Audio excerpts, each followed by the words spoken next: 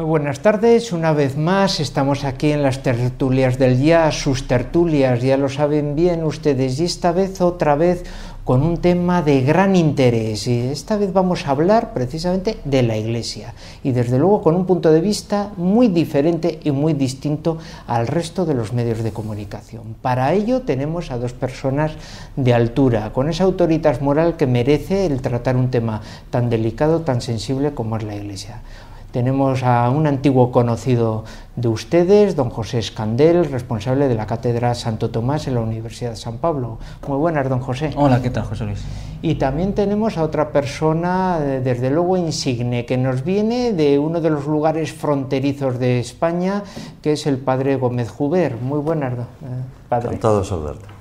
Bueno, pues vamos a empezar un poco a hablar de este tema, y entonces vamos a ver qué podemos hablar de ello, cómo está la situación de la Iglesia, por qué se la está atacando y cuál es la situación real en este aspecto. Padre Juber, como usted es precisamente nuestro invitado, ¿cómo está la situación?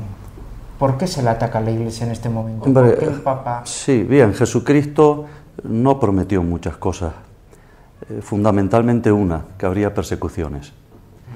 Y esto es fundamental que nosotros lo asimilemos, lo asumamos como parte de nuestra vida cristiana dentro de la Iglesia y en relación con todo lo que es el mundo desde la perspectiva de la enemistad, mundo, demonio y carne. Ese espíritu del mundo que denunciaba también Jesucristo en el capítulo 17 de San Juan, no podemos nosotros esperar de él absolutamente ninguna comprensión. Ataques a la Iglesia en todo tiempo y en todo momento. En este tiempo histórico que nos ha tocado vivir, pues hombre, tiene unas características, no cabe duda, que son específicas y que cualifican esa persecución. ¿Por qué? Pues porque tiene muchas vertientes. La física, los países musulmanes, los países comunistas, la ideológica, lógicamente va contra los principios, valores, o mejor dicho, directamente contra Jesucristo y el Evangelio, y una muy civilina que se da en el mundo occidental, que es precisamente donde nosotros tenemos que combatir. Y esa ya ha cambiado, no es como antaño quemar los templos, asesinar a los curas, sino, cuando hablabas al principio en la presentación de autoridad moral, quitar la autoridad moral a los que representan a la Iglesia y, a ser posible, a todos los creyentes, y vaciar los templos. Ese tipo de persecución es al que tal vez no nos hemos acostumbrado. Cuando Tertuliano anunciaba con toda certeza y ciertamente te demostró la historia que lo que había dicho era verdad, sangre de mártires, semilla de cristianos, en estos momentos no vemos esa sangre, excepto en aquellos países donde, como repito, hay persecución física, y por tanto tenemos que saber cómo reaccionar, y aquí es donde tal vez el debate podría también tener una de sus vertientes, cómo poder nosotros no contraatacar, sino sencillamente hacernos presentes y predicar, que es nuestra misión, en medio de esta confusión a la que tiende el mundo por culpa precisamente de esos dirigentes que pertenecen a ese espíritu del mundo que denunció Jesucristo. Se cumplió la promesa, habrá persecuciones. Don José. Pues por situarlo en unas coordenadas parecidas, yo creo que conviene que nos remontemos un poquito, no demasiado, por lo menos hasta el siglo XVIII, hasta la Ilustración.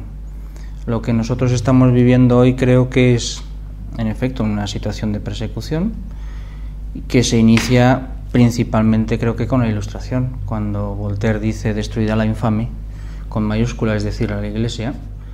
El grito que está dando es un grito que permanece hoy, solo que esa persecución a la Iglesia a lo largo de este tiempo, desde el siglo XVIII hasta nuestros días, pues ha tenido cambios de matiz, ¿verdad? Y se ha intentado por diversas vías. En efecto, creo que una de esas, también como se ha señalado hace un momento, no es tanto el ataque frontal destructivo, no se trata de matar curas, sino de destruir desde dentro, es decir, vaciar de contenido a la propia Iglesia. Los procedimientos son múltiples, pero en cualquier caso se trata de un sistema de persecución que no produce mártires, lo que produce es ignominia, desprecio, destrucción psicológica, etcétera, ¿no? Y yo creo que la situación es básicamente esta, sobre todo a mi juicio, desde que tras la Segunda Guerra Mundial el mundo occidental ha decidido encaminarse por las vías del estado del bienestar, por decirlo con una expresión más económica que cultural, ¿no? Sí, desde el momento en que los estados occidentales llamados democráticos, con un acompañamiento contrapuntístico del bloque soviético, han decidido que todos los ciudadanos tienen que ser controlados y satisfechos por el Estado, lo que tenemos en la actualidad pues es un hombre que tiende a estar vacío, dependiente por completo del Estado, al que le pide hasta la mismísima salvación. Por eso tiene tanto éxito, a mi modo de ver, religiosidades New Agers, las llamadas espiritualidades orientales, etcétera, ¿no? Porque es algo que los poderes culturales ofrecen hoy al pueblo precisamente para que den la espalda silenciosamente a la Iglesia. Usted es además una autoridad en derecho. Recientemente don Juan Manuel de Prada criticaba que estamos viviendo en nuestras sociedades unos sistemas injustos. ¿Estamos construyendo nuestras sociedades en unas bases no morales, como criticaba Juan Pablo II? Por supuesto, definitivamente. Todo el enraizamiento actual de esta sociedad contemporánea es totalmente ajeno a cualquier moral, porque es que el problema que yo veo en los términos que utilizamos es que distintas personas, hablando con las mismas palabras, dicen cosas muy diversas. Y claro, cuando hablamos de moral, de principios, de valores, decimos, es una sociedad inmoral, pero después viene un enemigo de la Iglesia y usa exactamente la misma palabra. Y no, lo que tenemos que decir claramente es que esta sociedad está basada en contravalores y en inmoralidades. No en otra moral, no en otra manera de percibir de la moral. Nos tenemos que percatar, por tanto, de que una sociedad sin una moral como la que perseguían los griegos, que el doctor en filosofía sabe mucho de esto, ¿no? Como la que cualquier civilización anterior tuvo como meta, no se da actualmente. ¿Por qué no se da? Precisamente porque no hay meta. ¿Por qué no hay meta? Por lo que ha denunciado tanto Juan Pablo II como Benedicto XVI, el relativismo.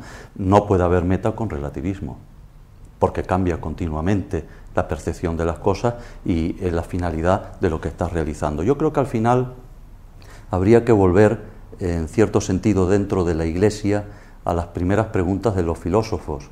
Es decir, ¿quiénes somos? ¿Para qué estamos aquí? ¿Cuál es la finalidad de la Iglesia, de los cristianos, de los sacerdotes? ¿Cuál es su identidad? Y yo creo que tal vez por ahí es por donde podríamos empezar a fundamentar este hecho de poder contestar a una sociedad totalmente hundida en esa inmoralidad que denuncia el Papa, ¿no? Yo creo que la pregunta que has hecho queda respondida así. Pues muchas gracias. Vamos a unos minutos de publicidad ahora. No se marchen, seguimos inmediatamente con ustedes. Gracias.